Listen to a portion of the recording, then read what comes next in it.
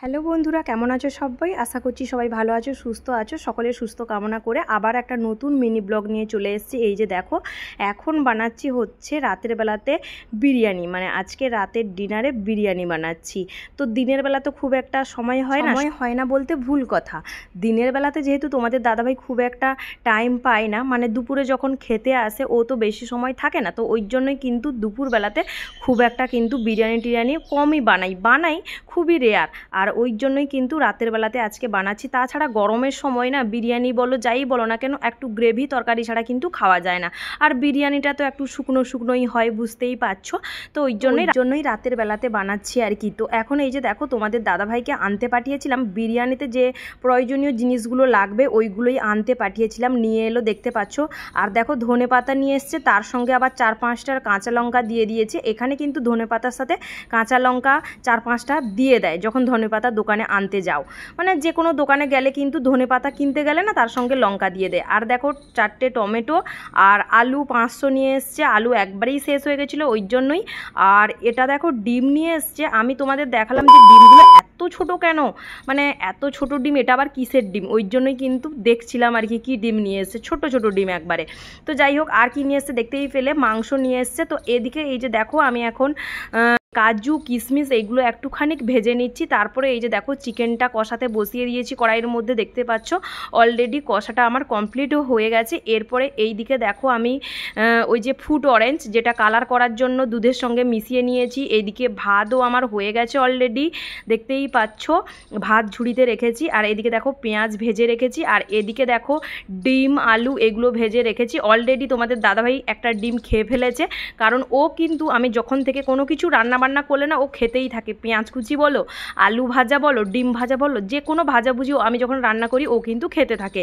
তো যাই হোক, এদিকে দেখো হাঁড়িতে কিন্তু আমি একটুখানি ঘি দিয়ে ঘষে নিয়েছি। এদিকে ঘি নিয়ে বসে গেছি। আর যা যা লাগবে গোলাপ জল, কেওড়া জল আর বিরিয়ানি মশলা ওইগুলো নিয়ে কিন্তু এখন বসে পড়েছি। বিরিয়ানির লেয়ার বানাবো, তারপরে কিন্তু দমে দিব, মানে দমে বসাবো আর কি।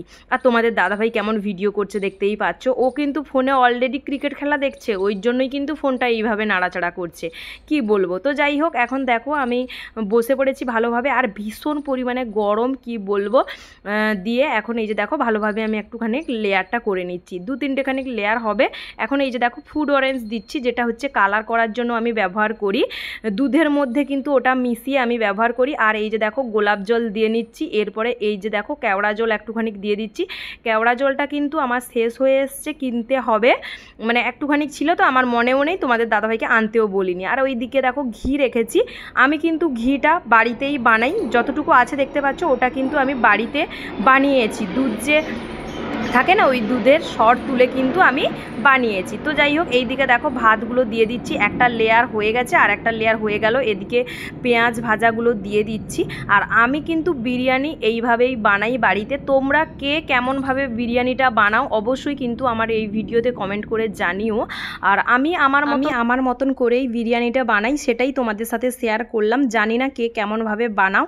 তো যাই হোক, এখন এই যে দেখো সমস্ত কিছু রেডি প্রায় হয়ে গেছে। এরপরে কিন্তু আমি আর একটাখানিক লেয়ার দিলেই কিন্তু হয়ে যাবে। আর দেখতেই পাচ্ছ, তোমাদের দেখাচ্ছি কেওড়া জলটা কিন্তু পুরোপুরি শেষ হয়ে গেছে। গোলাপ জলটাও আছে, কিন্তু এক্ষুনি না গোলাপ জলটাও একটুখানি পড়েও গেছে অসাবধানে, মানে চটপট করে কাজ করতে গিয়ে। এদিকে দেখো এই লেয়ারটা দিলেই কিন্তু কমপ্লিট। এরপরে আমি দমে দিব। যাই হোক, অনেক দিনের পর কিন্তু আজকে বড়বাবুকে নিজের হাতে বিরিয়ানি বানিয়ে খাওয়ালাম। এই যে দেখো বিরিয়ানি পুরো লেয়ার কমপ্লিট। এরপরে আমি একে ঢেকে আটা দিয়ে ভালো করে বন্ধ করে দিব, যাতে বাষ্পটা না বেরিয়ে যায়। আটাটা মেখে নিয়েছি হাতে, তো সেটাকে এখন ভালোভাবে আমি কিন্তু বন্ধ করে দিব। আর এবারই কিন্তু হাঁড়িতে করছি। আমি আগেও কিন্তু হাঁড়িতে করতাম, কিন্তু 2-3বার তোমরা তো দেখেইছো, ওই যে স্টিলের ডেকচিটা হয় ওটাতে আমি করতাম, কিন্তু কি অঘটন ঘটিয়েছি বাবরে। তো যাই হোক, এখন দেখো বিরিয়ানি বানানো আমার কমপ্লিট, দেখতে পাচ্ছ। এখন কিন্তু আমরা বসে পড়বো খেতে। তো চলো ভিডিওটা এখানেই শেষ করছি। ভালো লাগলে অবশ্যই ভিডিওটা শেয়ার করে আমার পাশে থাকবে, লাইক কমেন্ট করে দিও। চলো টাটা সবাইকে, ভালো থেকো। নেক্সট ভিডিওতে খুব তাড়াতাড়ি দেখা হচ্ছে। এই যে দেখো বিরিয়ানিটা দেখতে পাচ্ছ।